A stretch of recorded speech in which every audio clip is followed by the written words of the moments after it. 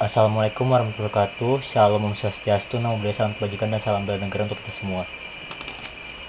Kami dari kelompok 5 akan memaparkan hasil proyek dari mata kuliah kecerdasan buatan dengan judul pemodelan prediksi harga rumah menggunakan random forest di kasus properti di Jabodetabek. Sebelum kami memaparkan, kami akan memperkenalkan diri masing-masing. Perkenalkan, nama saya Rudi Hartono, NIM 2310511033. Dan dua teman saya yaitu Pandi Yakub dengan NIM 2310511055. Dan yang terakhir ada Sintiana Kausnia dengan NIM 2310511007. Untuk latar belakang akan dijelaskan oleh teman saya yaitu Pandi Yakub. Kepada Yakub dipersilakan.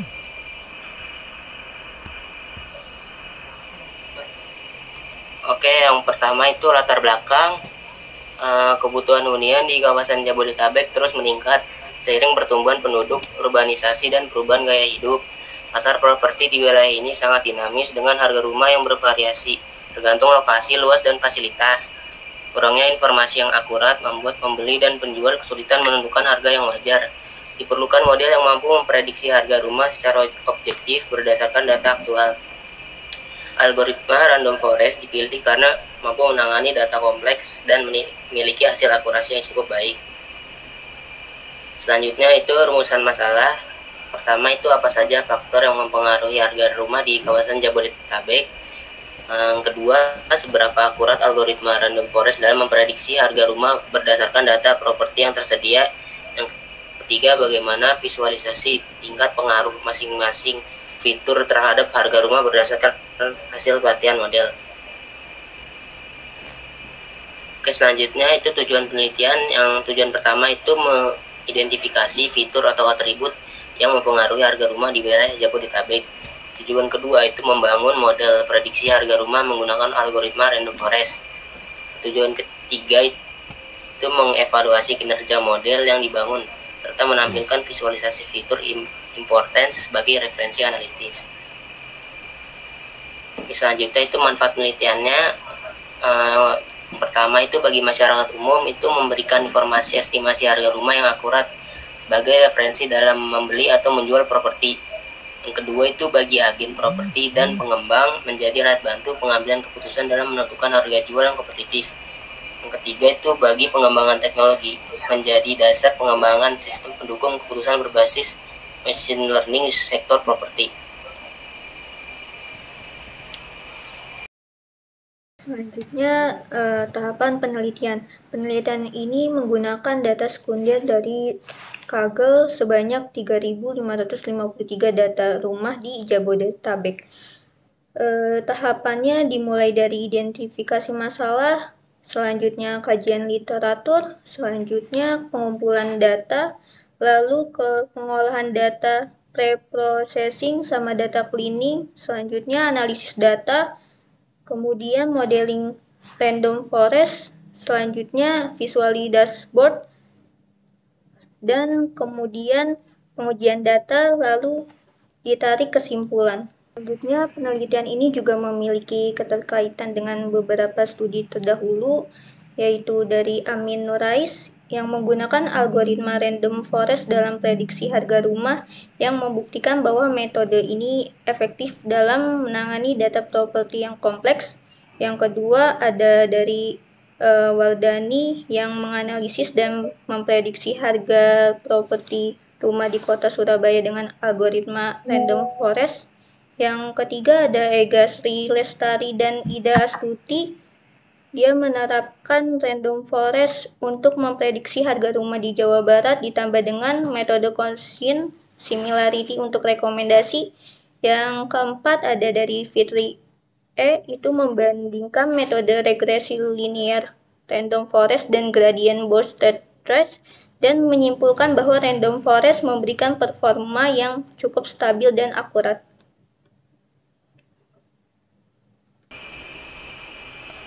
Oke, berikut ini dataset yang kelompok kami gunakan. Dan selanjutnya kita akan masuk ke bagian struktur kode programnya.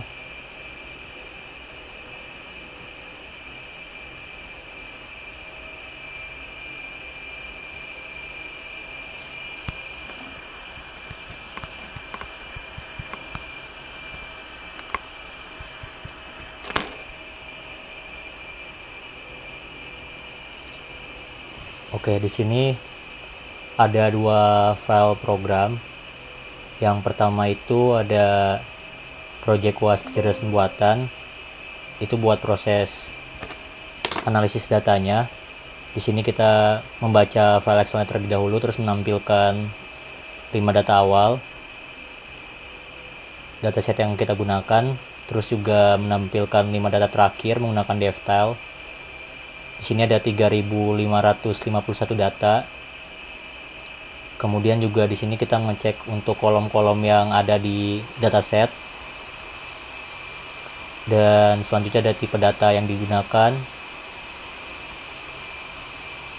Dan di sini kita melanjutkan untuk pengelompokan kolom yang numerik dan kategorikal.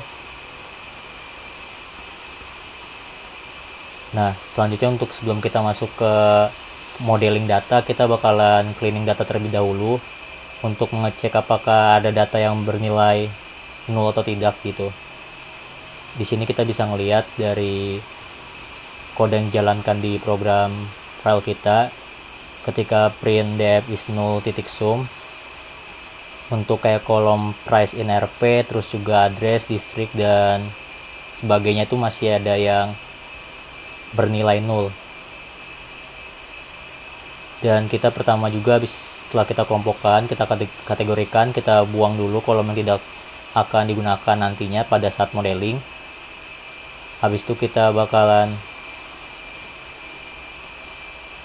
kita cleaning dengan scaled input, KKN inputer, untuk mengatasi dari nilai nol tersebut.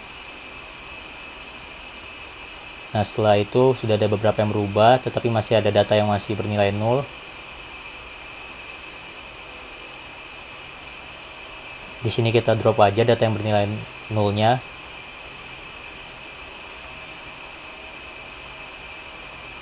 Sampai nilai semua kolom itu bernilai nolnya tidak ada gitu. Nah, selanjutnya kita bakal cari nilai korelasi antara kolom yang dimana tuh berpengaruh ke harga rumah tersebut gitu. Di sini kita dapat bahwasannya luas bangunan itu menentukan harga rumah dari dataset yang kita dapatkan gitu. Di sini kita buat matriks korelasinya. Setelah kita buat korelasi antara kolom atau variabel yang ada di dataset, kita buat masuk ke selanjutnya itu modeling data. Pertama kita train dulu datasetnya menjadi perbandingannya 0,2 test size-nya. Habis itu juga kita menggunakan di sini modeling data menggunakan random forest. Dan di situ muncul nilai MAI-nya, RMSE, dan R-square-nya. R-square-nya itu bernilai 0,83 atau 83% akurat.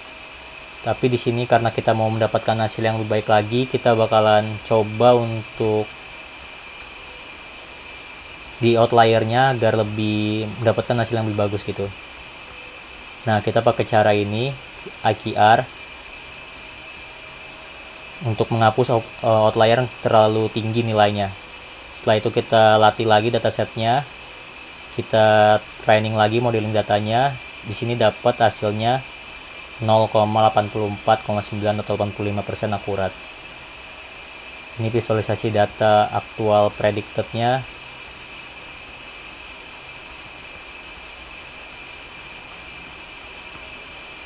Nah, ini untuk perbandingan harga aktual sama harga prediksi. Ada sebagian yang beberapa akurat dan ada sebagian yang memang masih error gitu. Karena tingkat R-square-nya itu 85%.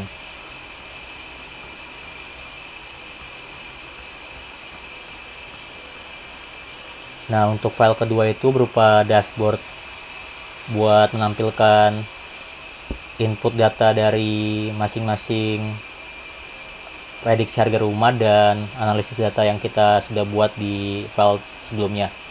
Di sini kelompok kami menggunakan library Streamlit untuk membuat dashboardnya.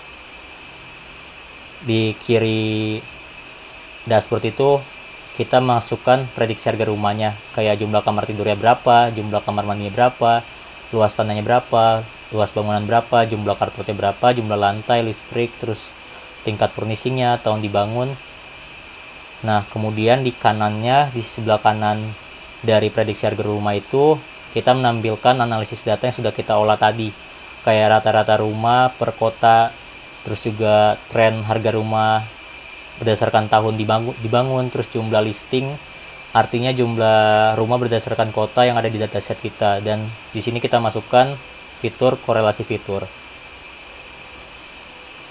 Selanjutnya kita bakal coba ngerun.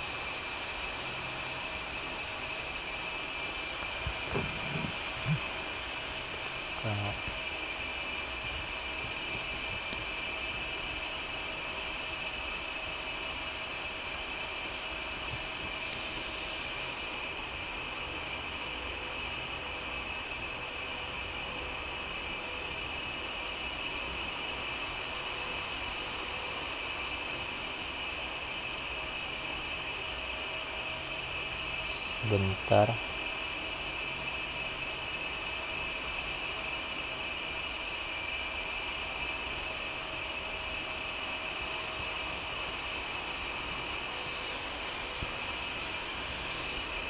Nah, ini bentuk dashboard dari kelompok kami. Di sini kita bisa masukkan buat memprediksi harga rumah berdasarkan jumlah kamar tidur, kamar mandi, luas tanah, luas bangunan, jumlah carportnya, jumlah lantainya, tingkat bangunannya, terus juga kapasitas dari listriknya, sama furnishingnya tuh unfurnished atau semi furnished, terus juga tahun dibangun. Di sini kita bisa coba jumlah 2 kamar tidur, terus kamar mandinya 2, anggap aja luas tanahnya itu 150, luas bangunannya itu 120, jumlah carportnya 2, jumlah lantainya itu 2 juga. Untuk listriknya itu 2200. Kita tunggu sebentar. Tahun dibangun bisa disesuaikan 2019, 2020. Di sini kita coba pakai 2020. Dan ketika kita klik button prediksi akan muncul harga rumahnya. Estimasi harganya bernilai 2,1 M. Dan di samping kanannya itu ada visualisasi data seperti rata-rata rumah berdasarkan kotanya. Di sini di Jakarta Pusat yang paling tinggi harga rumahnya berdasarkan dataset yang kami kumpulkan. Terus ada Jakarta Selatan, Jakarta Utara, Tangerang, dan Jakarta Barat. Di sini juga kita bisa tampilkan top fotonya berdasarkan harga rata-rata, bisa 5, bisa 8.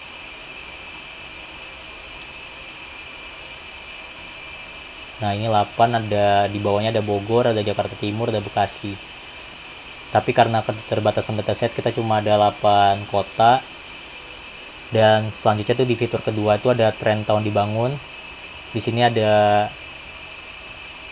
visualisasi data di mana tuh ada harga rata-rata rumah berdasarkan tahunnya gitu. Bisa kita lihat di layar. Dan di sini jumlah listing. Untuk jumlah listing ini tuh berdasarkan dataset yang kami kumpulkan. Dan dari hasil visualisasi ternyata terbanyak itu di Bogor. Jumlah rumahnya itu 881. Diikuti oleh Tangerang 848, Bekasi 578, sama Depok 526. Kemudian di terakhir tuh ada fitur buat ngecek korelasinya. Di sini kita bisa milih untuk masukin korelasi antara kolom biar kita tahu berapa nilai variabel untuk korelasinya. Misalkan kita bisa pilih press LP.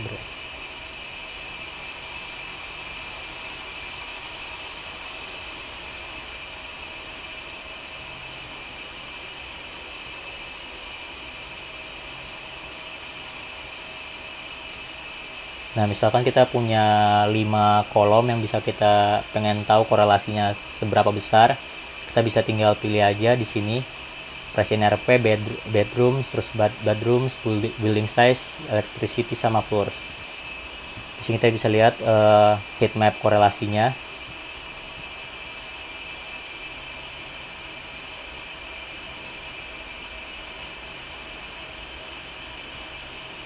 Oke, segitu aja demo program dari kelompok kami. Sampai sini ada yang mau ditanyakan dari teman-teman? Iya boleh Bang Ropip. Oke, Rudi izin nanya ya. Tadi kan aku lihat dari modelnya kelompok ini, modelnya udah operasinya sekitar 84% ya, udah lumayan oke. Dan itu dari faktor-faktor internalnya kayak jumlah ruangan rumahnya, jumlah garasi, luas tanah, luas bangunan, dan lain-lainnya. Tapi kalau misalnya faktor-faktor eksternal nih, kayak misalnya lokasi yang strategis, kayak misalnya di Jakarta Selatan aja, bisa di Pondok Indah sama di Pondok Labu kan harganya lumayan jauh. Terus atau misalnya daerahnya nih rawan bencana alam, gak kayak rawan banjir atau rawan longsor. Terus atau ada faktor-faktor yang lain kayak kebijakan pemerintah tuh bakal berpengaruh nggak sama akurasi model kalian ini? Terima kasih. Terima kasih pertanyaannya Bang Ropip. Dari teman-teman lain ada yang mau ditanyakan lagi? Oke, mungkin belum ada. Di sini aku izin jawab buat pertanyaan tadi. Kebetulan dataset yang kami gunakan itu kami mengecualikan dari letak kotanya gitu. Jadi kita nggak memasukkan kotanya masuk ke variabel buat di testing gitu. Jadi itu nggak berpengaruh gitu. Untuk sementara di dataset kita keterbatasannya itu. Jadi seperti yang ada di dashboard tadi, untuk faktor yang berpengaruh itu yang bentar ya, di share screen lagi.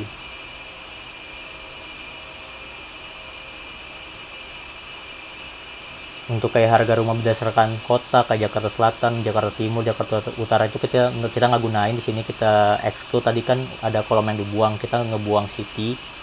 Jadi yang kita masukin itu yang ada di dashboard ini, yang itu jumlah kamar tidur, jumlah kamar mandi, luas tanah, luas bangunan, jumlah carport, jumlah lantai, terus sama kapasitas listriknya, sama furnishingnya, dan tahun dibangunnya. Jadi untuk berdasarkan daerahnya kita masih exclude Bang. Kejawab gak? Oke, udah. Makasih ya, Rud. Iya. Oke, dari teman-teman lain ada yang mau ditanyakan?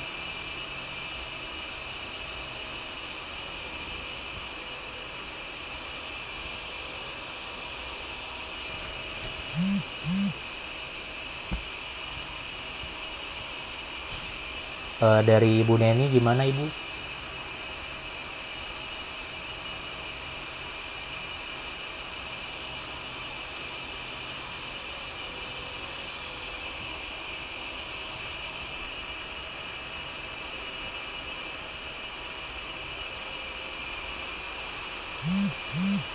Dari saya cukup ya.